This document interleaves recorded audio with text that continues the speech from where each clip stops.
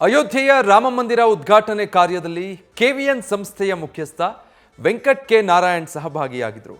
ರಾಮಲಲ್ಲಾ ಪ್ರಾಣ ಪ್ರತಿಷ್ಠಾಪನೆಯ ಬಳಿಕ ವೆಂಕಟ್ ಕೆ ನಾರಾಯಣ್ ಶ್ರೀರಾಮನ ದರ್ಶನ ಪಡೆದರು. ಯಶ್ ಜೊತೆ ಟಾಕ್ಸಿಕ್ ಚಿತ್ರ ನಿರ್ಮಾಣ ಮಾಡ್ತಾ ಇರುವಂಥ ವೆಂಕಟ್ ಕೆ ನಾರಾಯಣ್ ಅಯೋಧ್ಯೆಯಲ್ಲಿ ಸಮಯ ಕಳೆದರು. ಸದ್ಯ ಕೆಜಿಎಫ್ ಚಿತ್ರದ ಯಶಸ್ಸಿನ ಬಳಿಕ ಯಶ್ ಅಭಿನಯಿಸ್ತಾ ಇರುವಂಥ ಟಾಕ್ಸಿಕ್ ಸಿನಿಮಾಗೆ ಭರ್ಜರಿ ತಯಾರಿ ನಡೆಸ್ತಾ ಇದ್ದಾರೆ.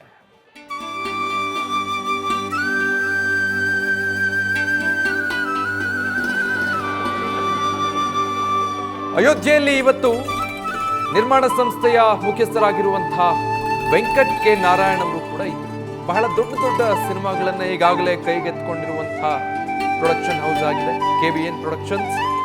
ರಾಕಿಂಗ್ ಸ್ಟಾರ್ ಯಶ್ರ ಕೆಜಿಎಫ್ 2 ಸಕ್ಸಸ್ನ ನಂತರ ಅವರ ಮುಂದಿನ ಚಿತ್ರ ಯಾವುದು ಅನ್ನೋ ಸುದೀರ್ಘವಾಗಿದ್ದಂತಹ ಪ್ರಶ್ನೆಗೆ ಉತ್ತರ ಸಿಕ್ತು. ಟಾಕ್ಸಿಕ್ ಮುಂದಿನ ಸಿನಿಮಾ. ಆ ಸಿನಿಮಾದ ನಿರ್ಮಾಣದ ಜವಾಬ್ದಾರಿಯನ್ನು ಕೂಡ ಇದೇ ಕೆವಿಎನ್ ಸಂಸ್ಥೆ ತನ್ನ ಹೆಗಲಿಗೆ ಹೊತ್ತುಕೊಂಡಿದೆ. ಸೊ ಇವತ್ತಿನ ಅಯೋಧ್ಯೆಯ ಶ್ರೀರಾಮಲಲ್ಲನ ಪ್ರಾಣ ಪ್ರತಿಷ್ಠಾಪನೆ ಮತ್ತು ಮಂದಿರ ಲೋಕಾರ್ಪಣೆ ಸಂದರ್ಭದಲ್ಲಿ ಕೆವಿಎನ್ ಸಂಸ್ಥೆಯ ಮುಖ್ಯಸ್ಥರಾಗಿರುವಂತಹ ನಾರಾಯಣ್ ಅವರು ಕೂಡ ವೆಂಕಟ್ ಕೆ ನಾರಾಯಣ್ ಅವರು ಇವತ್ತಿನ ಈ ಸುಸಂದರ್ಭದಲ್ಲಿ ಆ ಕ್ಷಣದಲ್ಲಿ ಭಾಗಿಯಾಗಿದ್ದಾರೆ. ಪ್ರಾಣ ಪ್ರತಿಷ್ಠಾಪನೆಯ ನಂತರ ರಾಮಲಲ್ಲಾ ಮೂರ್ತಿಯ ದರ್ಶನವನ್ನು ಪಡೆದುಕೊಂಡಿದ್ದಾರೆ.